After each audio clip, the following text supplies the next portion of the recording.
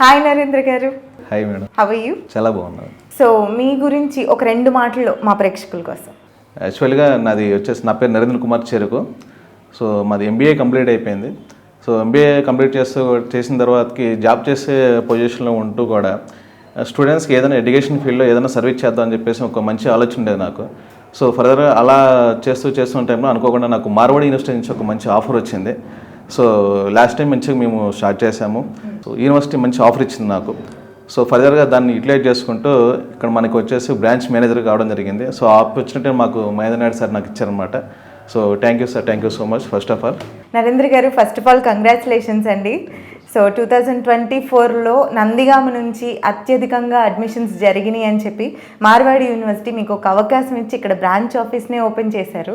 So ఈ year 2024తో పోలిస్తే 2025కి ఇంకా ఎలా ఉండబోతుంది అడ్మిషన్స్? యాక్చువల్గా 2024లో మేడం మేము ఎక్స్పెక్ట్ చేయలేదన్నమాట. ఎక్స్పెక్ట్ చేయని విధంగా జరిగిందనమాట. నియర్ బై మన నందిగామ ఈ సరౌండింగ్స్ చూసుకుంటే నియర్ బై 100+ స్టూడెంట్స్ ఉన్నారు మనకి. సో ఓవరాల్గా ఏంటంటే ఫర్దర్గా ఇప్పుడు మనకు వచ్చిన ప్లస్ పాయింట్ ఏంటంటే ఆ స్టూడెంట్స్ని బేస్ చేసుకొని పేరెంట్స్లో మంచి పాజిటివ్ వచ్చింది మనకి. సో యూనివర్సిటీ వచ్చేసి మంచి గుడ్ విల్ సంపాదించుకుంది మార్వాడి యూనివర్సిటీ.